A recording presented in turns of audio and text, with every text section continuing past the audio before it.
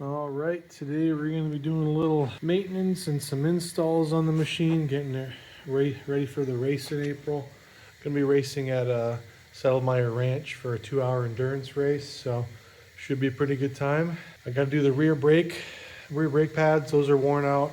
I got to install window net, 4-point harnesses, a few other things I got to take care of while I'm here. The radiator has a slight seep at one of the hoses. Yeah, we will be working on that today. Maybe not all of that, but some of it today, and we'll see how it all goes. I'm unbolting the windshield so that I can more easily get to the brake fluid reservoir down in here. I'm gonna pop the caps off because I've noticed if you don't pop the tops off of these, they can overflow, or they'll blow out the seal when you're pushing the brakes pads back in. We'll pop those open. Got the wheel off. As you can see, the inner pad is just about cooked. It has, I can see, just a little bit, so it's about time. They didn't last too long. They're the trailed ceramic pads. The fronts are fine. I haven't even replaced the fronts yet. These get worn down quite a bit more. So I've so far had OEM go pretty quick, trailed brakes go pretty quick, ceramic, not the brass ones. And then I'm trying these Tusk sintered metal ones, which we'll see. If they last through the race and through a couple rides, it should be fine, but I'll probably end up switching to DP brakes because that's what everybody else runs, what it seems like. So I'm gonna get this off and get those going. So this is the inner pad. Still have a little bit of life left to it, but given my driving and the conditions, it was pretty close to being beat. We'll get the new ones replaced.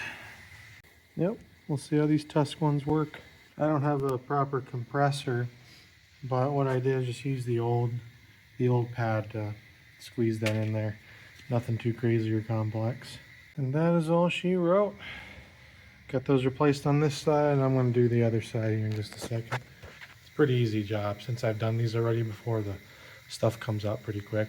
Just make sure you remember to tighten these two once you get them mounted onto the bracket. All right, well, I was going to fix the radiator hose, a little Oetiker clamp up top there, but it seems that after I kind of messed with it a little bit, it stopped leaking.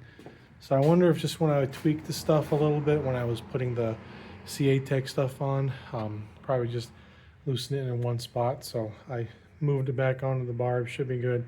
I'm going to bring the tools with me to the race if I need it. But yeah, we got plenty of other stuff to do. I'm going to change out some brake fluid.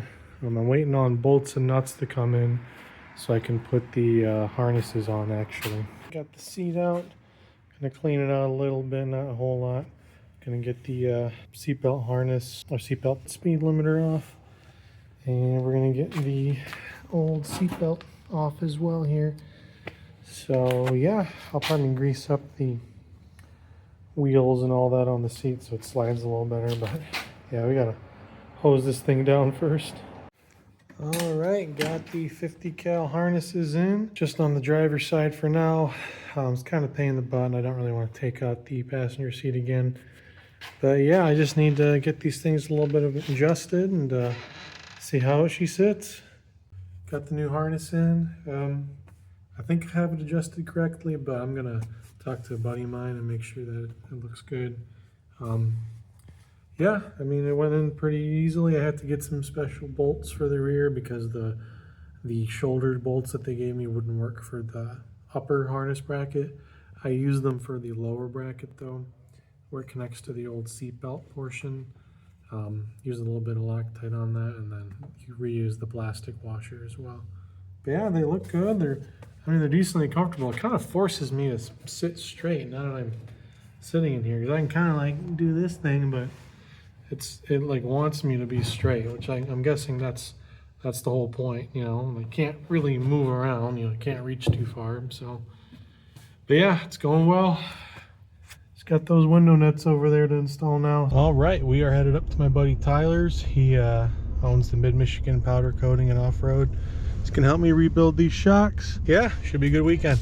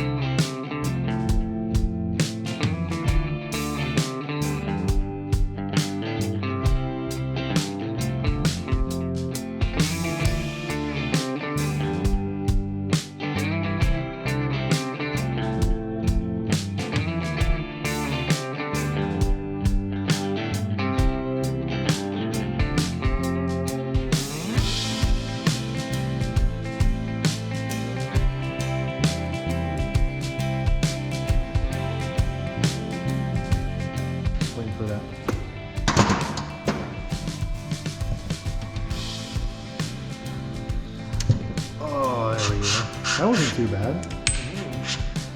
Not at all.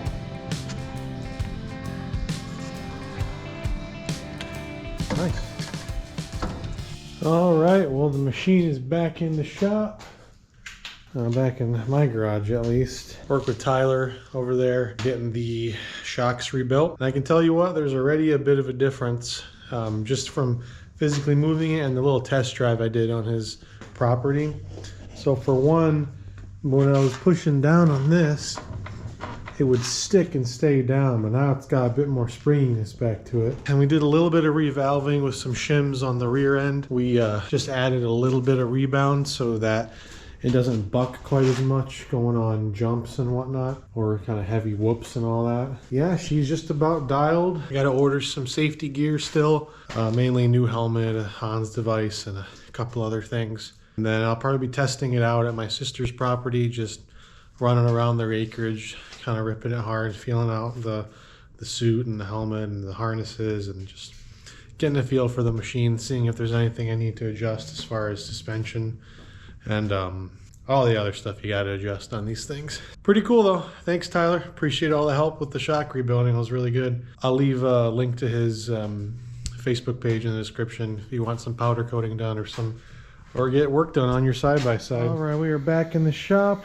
I'm actually taking this shock off again just so I can get to that top hose a little bit easier.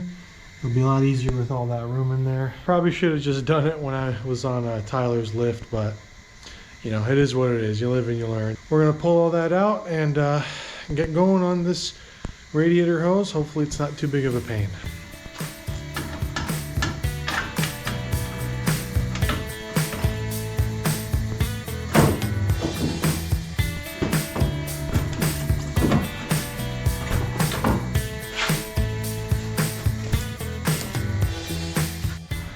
Alright, got the little side cutters here I use to just kind of snip off that top section.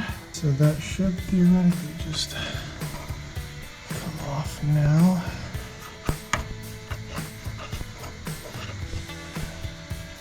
It looks like the other portion's in it also, so let me get the screwdriver to pry that off.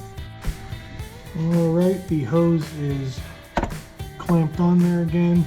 I didn't perfectly center the crimping tool, so it's a little lopsided, but it is tight on there. I can't pull the hose off of it, so it's definitely clamping down. It's just not a ton of room in there with the angles and all that, and the plastic kind of getting in the way.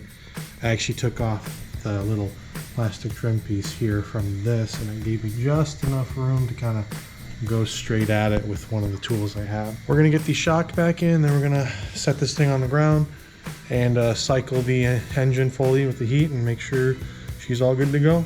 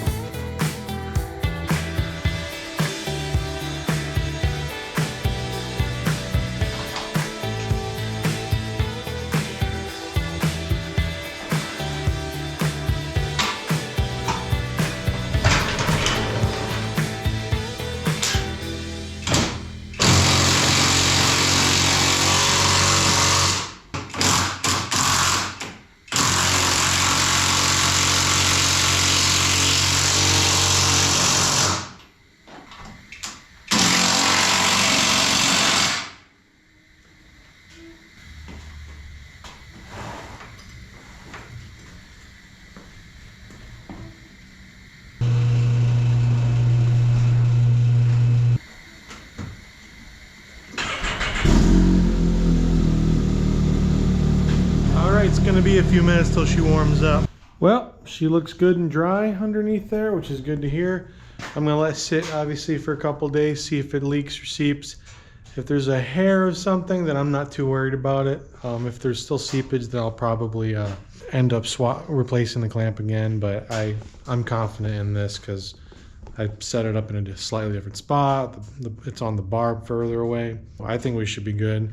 There's some other minor stuff I gotta check, like there's a bolt missing for this flap underneath, so it's kind of rattling a little bit. Waiting on my safety gear like I was mentioning. Gonna put all that on, sit in it, see how it feels. Other than that, I think we're doing okay as far as race prep so far. So I'll see you guys in the later part of this video or when I'm at my sister's.